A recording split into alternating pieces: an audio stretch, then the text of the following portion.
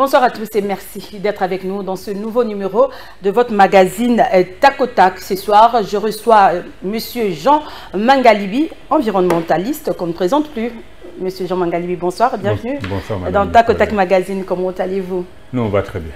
Très bien. Très bien, il y a que l'ami de jardin de la nature. L'ami de la nature et des jardins va très bien. Oui.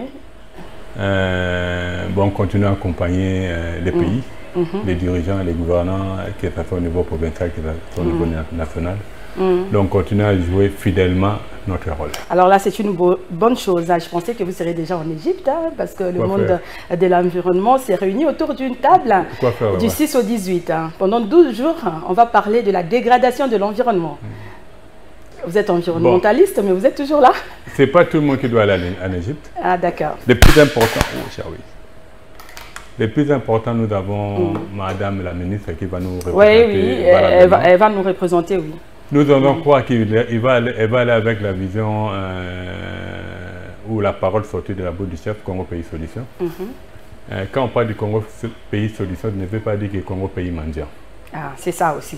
Voilà. On va y revenir, mais avant, c'est l'actualité. J'aimerais quand même avoir, avant de parler environnement, COP27, tout ça, j'aimerais quand même avoir vos impressions par rapport au discours du chef de l'État.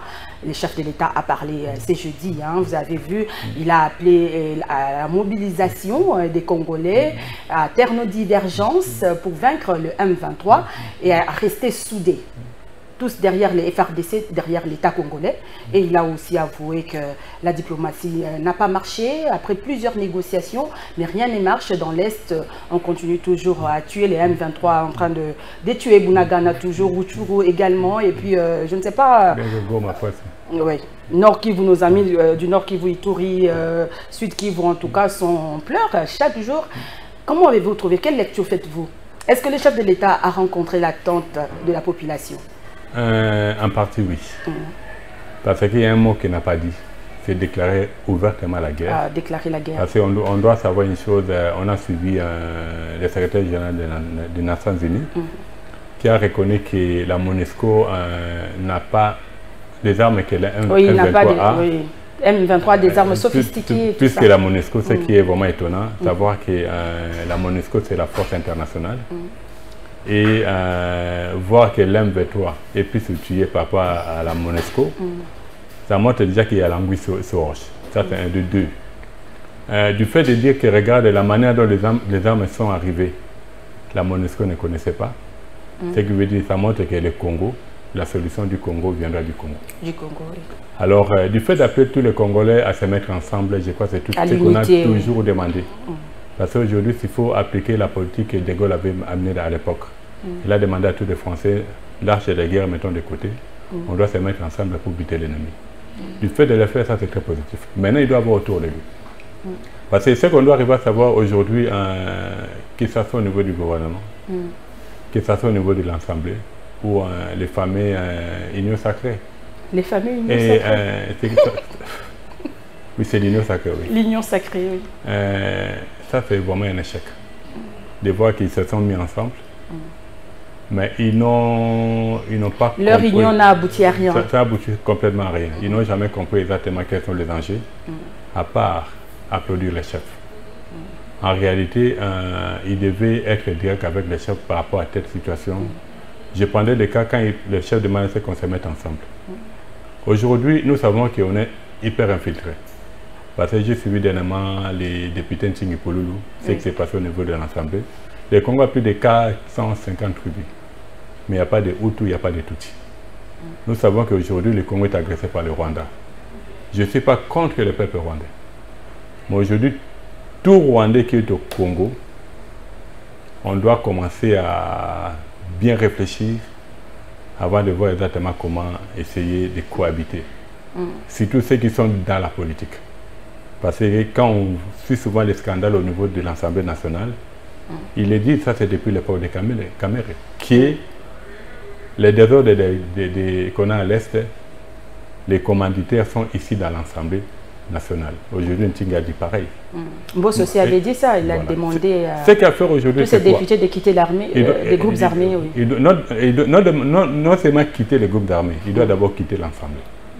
Parce que c'est là où ça prend des décisions sur la manière dont nous devons gérer notre pays. Infiltration, trop de traîtres, à l'armée, pareil. Qui trahissent. On a vu à l'époque du président Kabila, il y a eu mixage. Et plusieurs formes qui a fait à ce qu'il y a eu beaucoup de Rwandais, mixage et brassage et tout ce qu'on fait comme appellation, et qui se sont retrouvés maintenant dans notre armée. Et quand on cherche des traîtres, ils sont là-dedans, et que nous les connaissons. Ce qu'il y a à faire aujourd'hui, c'est quoi? Avant de demander à la population, parce que la population soutient.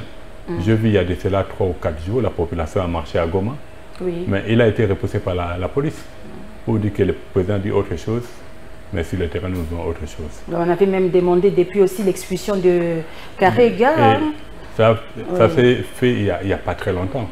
Il fallait qu'il y ait cet incident. Donc on donne raison aux opposants maintenant? Bon, en fait, aujourd'hui, donner raison aux opposants, je dirais d'un côté oui.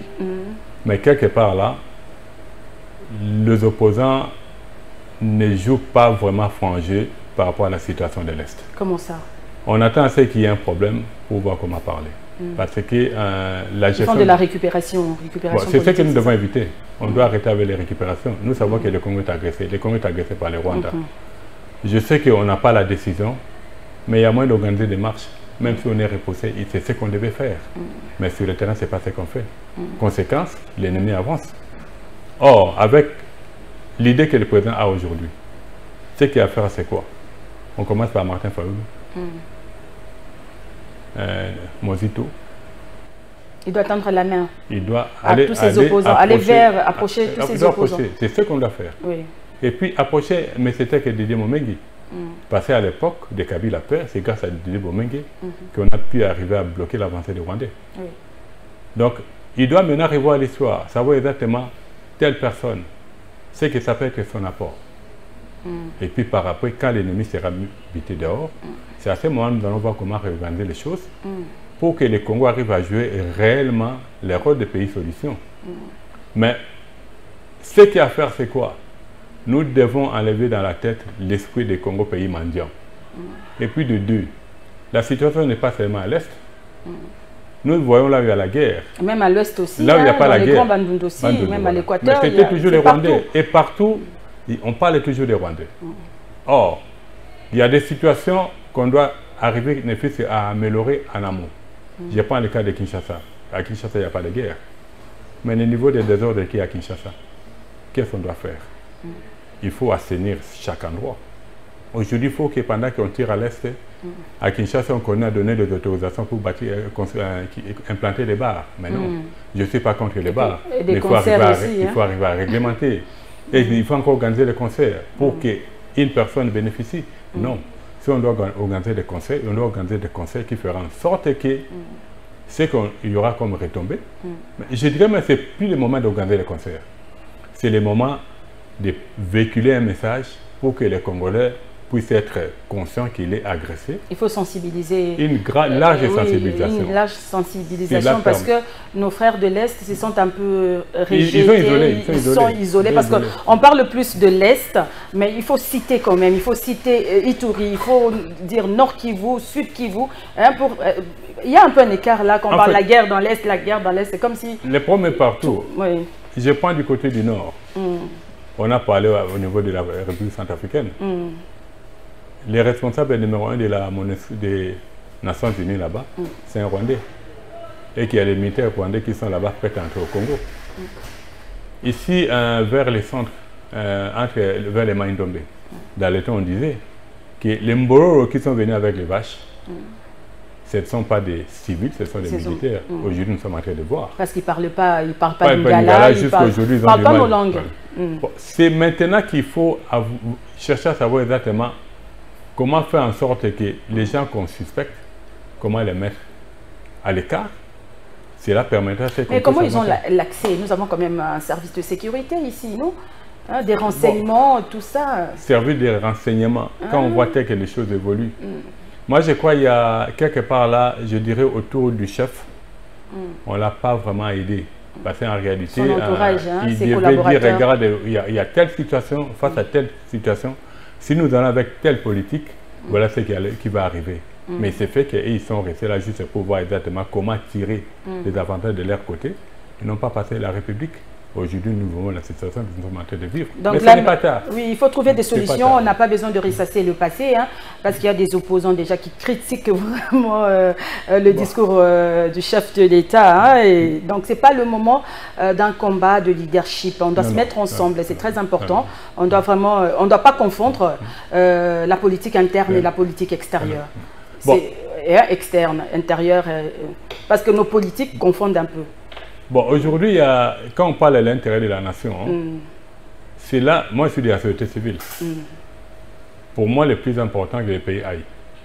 Si le président pose des bonnes actions, je l'applaudis. S'il fait ce qui n'est pas correct, je dis je ne suis pas d'accord avec. C'est comme là, j'ai dit, bien qu'il s'est pris avec un grand retard, mais ce n'est pas tard. J'espère que son parti, l'UDPS, a compris le message. Ce n'est pas tard. Il ne faut plus injurier, il ne faut plus provoquer des opposants, il ne faut plus... Non, ça ne vaut pas la peine, ce n'est plus le moment. Ce n'est plus le moment. Ce n'est plus le moment, en tout cas. On doit se mettre ensemble. En fait, c'est là qu'il doit dire ouvertement, à la population congolaise et au reste de la planète, parce qu'aujourd'hui, tout le monde sait que l'M23, ce n'est pas une rébellion. Ce sont des Rwandais qui sont... Ce sont des Rwandais, oui. On se bat contre le Rwanda. Il n'y a plus à justifier. Ah, oui. Mais pourquoi... Malgré que le Rwanda est en train de nier, hein, toujours. Hein. Bon. Je ne sais pas si vous avez suivi le message de James Kabarebe qui dit que non, nos déclarations, tout ce qu'on fait comme déclaration, déclarer la guerre ou comment là, c'est sans importance pour eux. Et puis, et ils sont en train de mener une guerre stratégique. Hein. Bon. Un peu comme pour nous intimider, quoi. Donc ils sont prêts. Bon, en fait, il y a ceci, hein. Il n'y a pas plus peureux qu'un Rwandais. Ils font croire qu'ils sont plus intelligents que nous. Ils ne sont pas intelligents. C'est un peuple qui est rusé. C'est tout. Face à cela, une personne rusée, il faut utiliser la sagesse. Oui. C'est comme s'ils connaissent très bien le Congolais. En fait, ils ont eu le temps de rester avec, depuis Mobutu. Tout ça, depuis Mobutu. Depuis Mobutu avec Bisengimana comme directeur du cabinet, pour dire qu'ils ont eu tout le temps pour préparer leur coup. Mais dommage pour eux, ils sont arrivés maintenant à la fin. Et vous verrez que chaque fois que le Congo est prêt à attaquer, c'est à ce moment-là qu'ils commencent à faire des déclarations. Faire des déclarations. Et puis il y a les États-Unis encore qui nous ramènent encore au dialogue. Il faut aller dialoguer, il faut dialoguer. On est en train de nous imposer, de nous forcer. Mais aujourd'hui, on ne force plus. Nous sommes un État indépendant souverain. Le président, il est là, chef. Il doit savoir qu'il est là. Il y a ou la vie ou la mort. Dès qu'il est là, il doit enlever dans la tête qu'il doit ne plus avoir peur de la mort. C'est ça. Parce qu'il a accepté de diriger le Congo. Oui, il brade le Congo. Oui, il dit, regarde, je veux à ce que le Congo soit un État indépendant. Quand il est devenu président, il fallait s'attendre à tout ça. Hein, il doit se préparer par rapport à tout. Il doit se préparer parce que le Congo, ce n'est pas un petit. Quand il parle du Congo pays solution, ça c'est, moi je dis, c'est une parole qui est révélée. Parce que le Congo est réellement un pays solution. Il y a de cela déjà, comme on a dit la fois passée. Le Congo était le deuxième réserve stratégique mondiale. Aujourd'hui, le Congo est premier. Le Congo, justement, un de ses discours, il a dit le Congo a les 60% des richesses que la planète a besoin. Ce qui n'est pas faux, ce qui est vrai. Mais face à cela, Dieu ne peut pas bénir une nation et qui met des bougres. Non. Aujourd'hui, ce que la population doit arriver à savoir, quand on parle aujourd'hui du calculette, cette formule-là, l'eau c'est du Shango, a été retrouvée au Congo. Pour dire que les formules qu'on utilise aujourd'hui comme formule mathématique, aujourd'hui, il y a tout un monument de 7 mètres en Belgique. Donc nous souffrons d'une mauvaise intelligence hein, de nos dirigeants, ceux qui gèrent ce pays. Ça c'est la communication, dans le sens qu'il y a... Ça, nous avons tout ici, on a tout. Regardez comment nous vivons. On est en train de vivoter. Parce que nous voulons. On ne veut pas mettre des stratégies. Un Congolais ne peut pas mourir de faim. C'est ça. Parce que nous avons, aujourd'hui, nous avons pratiquement plus de 120 millions d'hectares de sol arabe. Toi, dans ta parcelle, tu me prends un sac, tu jettes juste des graines, quelques temps après, ça va germer. C'est juste une question de se mettre au travail. À ce moment-là, nous allons vaincre la famine. Est-ce qu'au nom de la paix, doit-on partager nos ressources?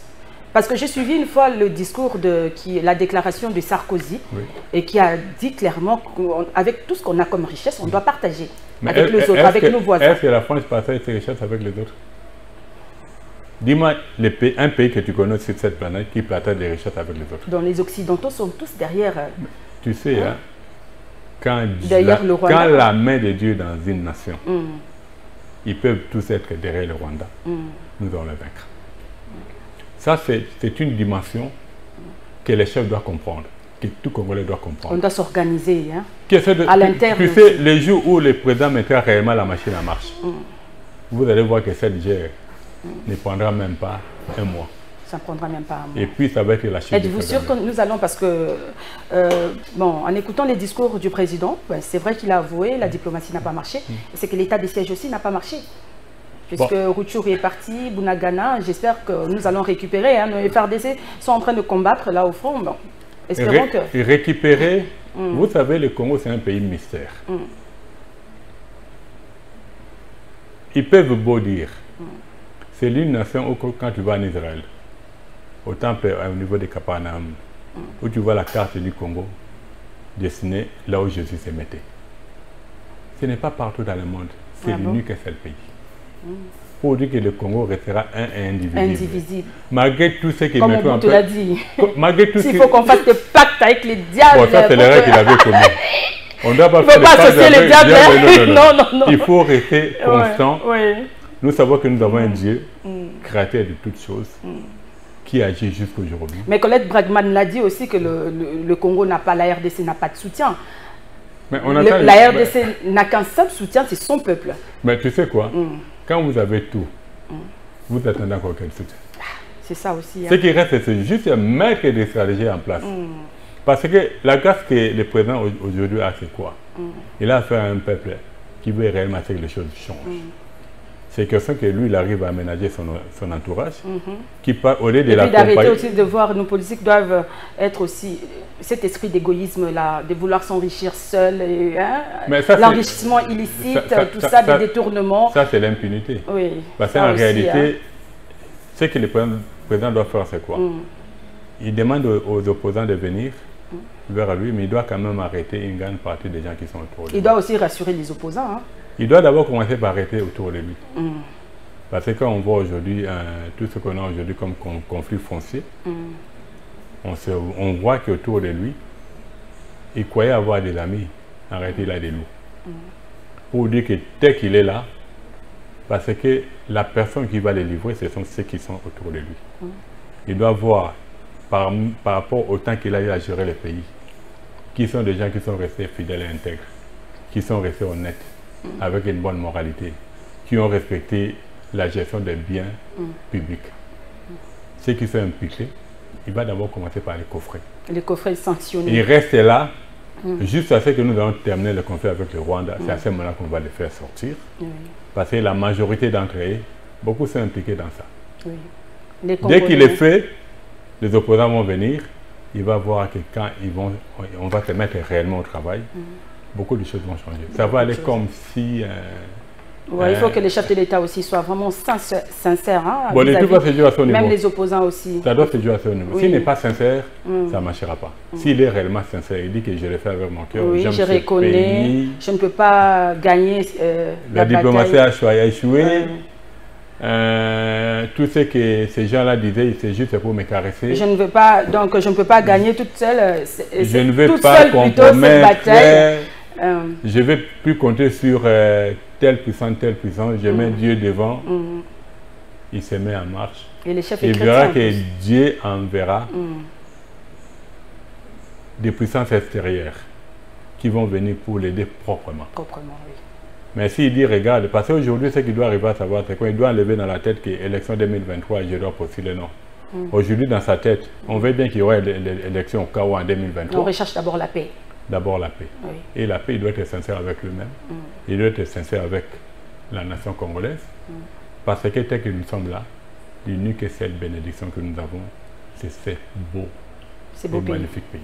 Merci beaucoup Jean Mangalibi. Alors nous allons à présent parler de COP27. C'est déjà, bon, c'est bientôt là en Égypte. Vous venez de dire ici plusieurs fois, vous avez dit que bon, Congo c'est un pays solution, même le chef de l'État, le gouvernement a dit plusieurs fois que notre pays c'est un pays solution au réchauffement climatique. Comment est-ce que cette position peut se faire suivre des résultats concrets? Bon, en fait, aujourd'hui, il y a, je crois qu'on a même essayé de parler de ça, effleurer de ça à l'émission passée. Madame Ève, aujourd'hui, elle va aller, mais pour la gestion des choses de l'environnement au Congo, elle n'est pas à la hauteur. Elle n'est pas à la hauteur. Non. Mais comment ça, elle n'est pas à la hauteur? C'est elle qui va représenter quand même notre pays. Elle va juste pas pour représenter. Parce qu'aujourd'hui, on doit savoir exactement les problèmes que la planète a. Parce qu'elle va avec l'idée que je vais là, je dois demander ce qu'on doit nous donner de l'argent. Mais pour organiser la gestion des sachets dans la ville, on a besoin de l'argent à l'extérieur. Pour qu'il n'y ait pas autant de stations d'essence, c'est que centre de prolifération des stations. Est-ce qu'on a besoin de l'aide extérieure? Pour dire que quand on n'est pas capable de gérer déjà à l'interne, on peut la donner autant de milliards et ne fera rien. Ça, c'est un. Les pays où nous allons espérer qu'ils vont nous donner de l'argent, je prendrais le cas d'un pays tel que la France aujourd'hui, si on doit citer, parce que tu as parlé de Sarkozy. La France, actuellement, il a beaucoup de soucis économiques. Il y a même beaucoup de nos frères qui sont là-bas qui commencent déjà à rentrer au pays. Ça, c'est un problème qui ne concerne pas seulement la France, c'est pratiquement toute l'Europe. Ils sont dans l'OTAN, ils sont allés dans un conflit où ils n'ont pas mesuré le niveau des dangers. Parce que quand il dit, par exemple, on a besoin de céréales et que ces céréales, une grande partie va venir en Afrique, non, ce n'est pas pour l'Afrique, c'est pour eux. Parce que c'est prouvé aujourd'hui qu'ils prétendaient avoir des économies fortes. Avec cette guerre. La guerre a permis à ce qu'on voit réellement que tout ce que nous disait que nous sommes producteurs de ceci, de cela, que c'était vide. Et qu'il faut avoir ne fût-ce lui des tournesols, ça doit provenir de l'Ukraine. D'ailleurs, la Russie a repris. Hein? Et là, maintenant, il doit négocier pour les céréales. Parce que comme l'Ukraine, je crois, avait bombardé parmi ses bateaux, la Russie a dit, on rentre sur la table. Si on ne se met pas d'accord, je bloque. Si la Russie bloque, pour dire que pendant l'hiver, l'Europe va passer des moments très difficiles. Donc face à cela, les gens qui n'ont pas, des pays qui n'ont pas encore trouvé la solution par rapport à eux-mêmes, ils vont vous promettre, ils vont le réaliser. Si on a eu à avoir 26 COP, on n'a jamais vu de retombées pendant que la Terre était encore, la planète était encore, ils avaient encore l'ère économique qui nous trompait. Ça ne va jamais marcher. Pour dire qu'il va, c'est bon, nous devons participer à tout ce qui est conférence internationale. Mais nous ne devons pas espérer. Nous devons travailler à l'interne pour voir exactement face aux problèmes que nous avons. Mais quel doit être le comportement du gouvernement? Comment le gouvernement doit se comporter? Il doit être un observateur. Il va là-bas, il voit, il écoute, il ne donne pas un avis, et puis il sort. Ah bon? Ouais. Entre-temps, nous qui sommes restés, on doit étudier des stratégies. Parce qu'aujourd'hui, le Congo, par rapport à la malnutrition, nous sommes les premiers. Est-ce que pour qu'on soit nourri, on doit attendre que les blés proviennent de l'Ukraine ou bien nous devons produire? Tant que nous ne produisons pas, nous ne mangerons pas. Pour dire que ce qu'il est allé négocier là, on ne doit pas espérer. On ne doit pas espérer. Il faut mettre des stratégies. Parce qu'aujourd'hui, on doit arriver à savoir, le général Kassongo a prouvé qu'avec des Koulouna, on peut faire des bâtisseurs. Kassongo Kabouik. Il faut préciser. Il faut préciser, oui. Il y a le général Kassongo ici, avec les Koulouna. Avec les Koulouna. Comme je vis aujourd'hui, je suis dans un groupe là, il y a un fou qui est monté là où les rouleurs devaient se mettre, il est en train de régler la circulation. Mais comment ça, comment il est arrivé à monter? Mais il est monté, il est fait mieux que 10 roulages. Non, c'est pas vrai. Ça, c'est juste un entrepreneur. C'est là où ça montre que le général Kassongo d'ici, il a échoué. Ah, le général Kassongo d'ici. C'est lui qui est à Kamonyaka CC. Il a montré que s'il y a plusieurs généraux qui ont son esprit à lui,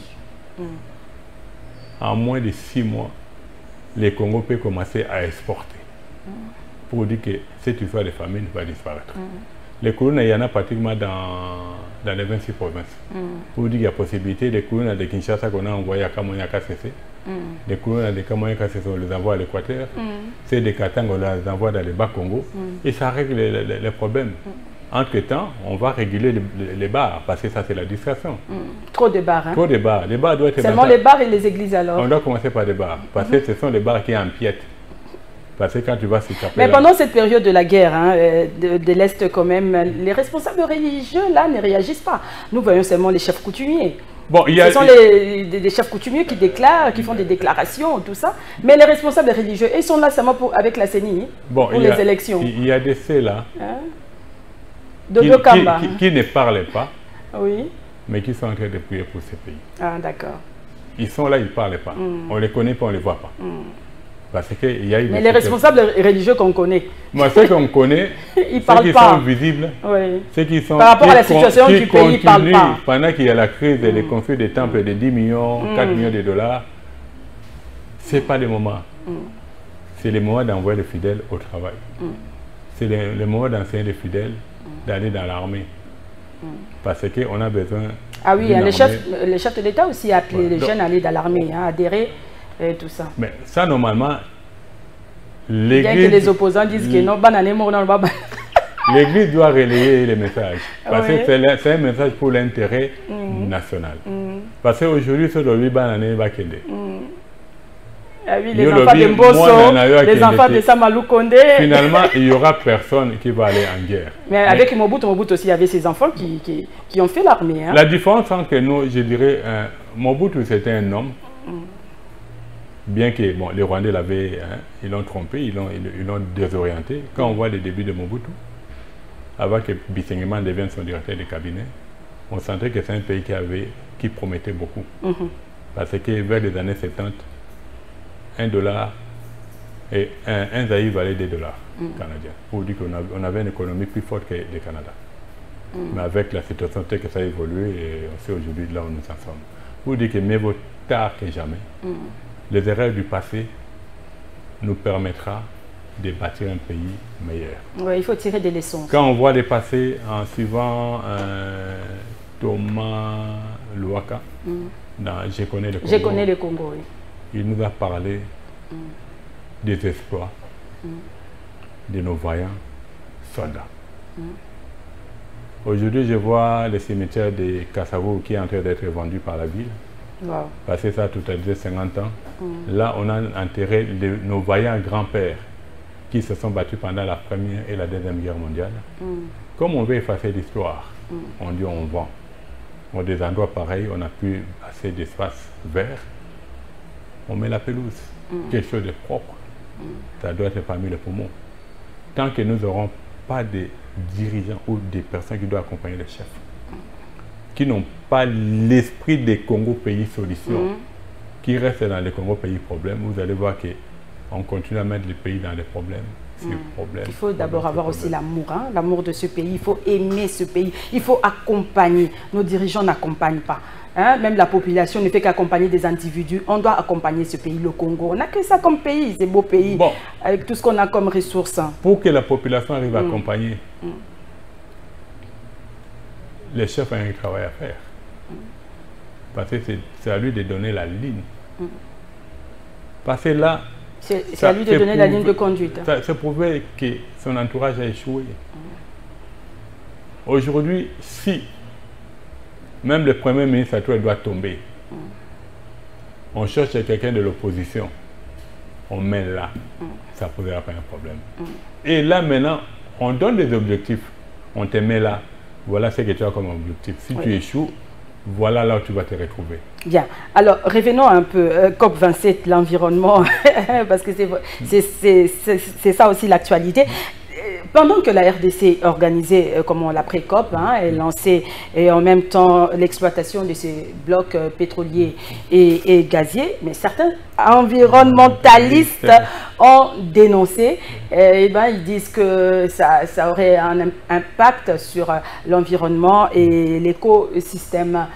Voilà. Est-ce que en Égypte, là, est-ce que ces dossiers de bloc peuvent affaiblir la position de la RDC comme pays solution, oui ou non? Bon, il y a un jour, nous aurons exploité. Un jour, mais ce n'est pas le moment. Parce que, dès que la diplomatie a échoué, c'est la même chose que même les négociations a déjà échoué. Parce qu'on prendra juste aujourd'hui les accords avec Perenco. Où en 2023, Congo allait avoir 35%. Perenco 65%. Mais tel que ça a été négocié, Perenco garde, il donne juste les miettes au Congo. Or, on doit d'abord commencer par revoir les accords avec Perenco, savoir exactement la manière dont Perenco est en train d'exploiter le niveau de la pollution. Et puis s'il peut exploiter, on ne va pas exploiter partout.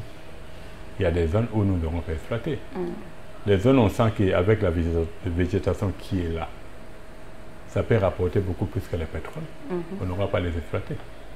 Parce que l'élément que nous devons arriver à savoir, les pays tels que l'Arabie Saoudite, c'est un pays désertique. La Libye, c'est un pays désertique. Aujourd'hui, le Congo est le poumon. Être les poumons, question de voir exactement comment mieux gérer ce que nous avons sans détruire.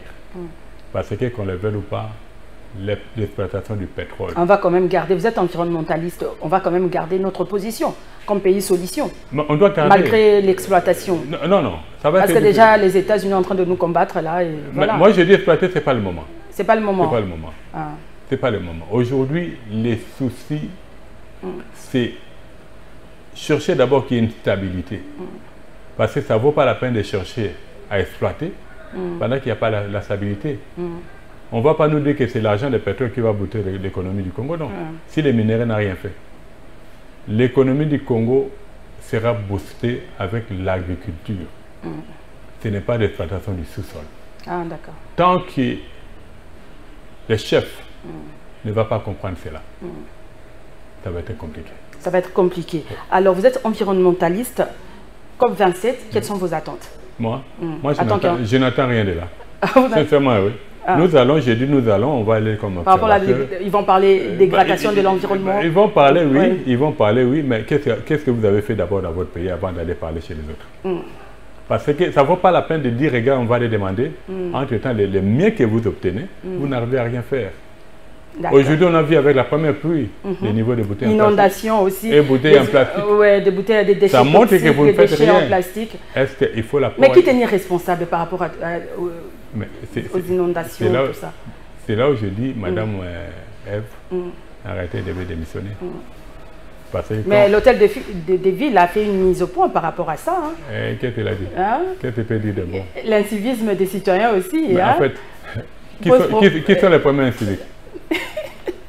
En réalité, aujourd'hui, la population aussi est responsable? Non, la population, c'est un enfant. L'inondation n'est pas une exclusivité de Kinshasa. L'inondation, vous savez, madame, c'est que la porte-parole du gouverneur vous savez quoi? Oui. Combien d'espaces verts qui servaient d'avaler une partie des eaux qu'ils ont construits? Il y a aussi ça. Si vous êtes en train, on a construit des bétons qui devaient contenir, je prends le cas, 10 litres d'eau. Vous avez aménagé la ville de telle sorte que la ville maintenant, quand il y a la pluie, ça fait sortir plus de 20 litres d'eau.